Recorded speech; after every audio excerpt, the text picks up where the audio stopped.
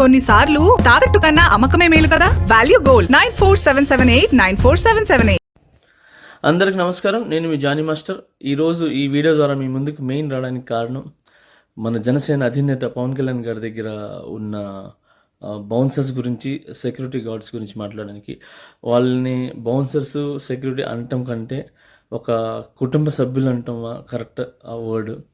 ఎందుకంటే వాళ్ళు అక్కడ ఒక అన్నలాగా, ఒక బ్రదర్ లాగా ఉన్నారు. కానీ ఎప్పుడు డ్యూటీ వర్క్ చేసిన అది నేను చూడలేదు. ఈ ఈ ఈ 15 రోజుల ట్రావెల్లో నేను చూశాను.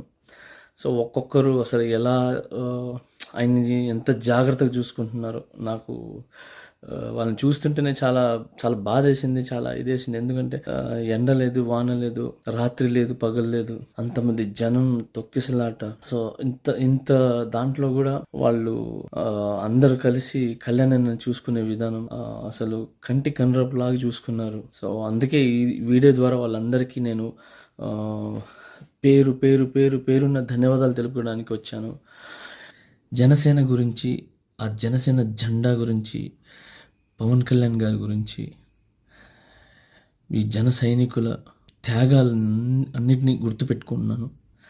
మీ మీద కేసులు వేసినా భరించారు, మిమ్మల్ని కొట్టినా భరించారు, మిమ్మల్ని బాధించినా భరించారు, మానసికంగా మిమ్మల్ని ఇబ్బంది పెట్టినా భరించి జనసేన జెండాని పడిపోకుండా పట్టుకున్న ప్రతి ఒక్కరికి నా ధన్యవాదాలండి. పవన్ కళ్యాణ్ గారు గెలుస్తున్నారు, పవన్ కళ్యాణ్ గారు అసెంబ్లీకి వెళ్తున్నారు, జనసేన గెలుస్తుంది, అలానే కూటమి గెలుస్తుంది, కూటమి ప్రభుత్వం ఫామ్ అవుతుంది.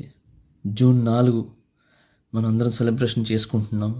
ఈ 10 సంవత్సరాల్లో మనకు అధికారం ఉన్నా, అధికారం లేకపోయినా కళ్యాణాన్ని నమ్ముకొని, జనసేన జెండాని, జనసేన నమ్ముకొని, జనసేన సిద్ధాంతాన్ని నమ్ముకొని కళ్యాణ్ దగ్గర, పవన్ కళ్యాణ్ గారి దగ్గర ఉన్న ప్రతి ఒక్కరికి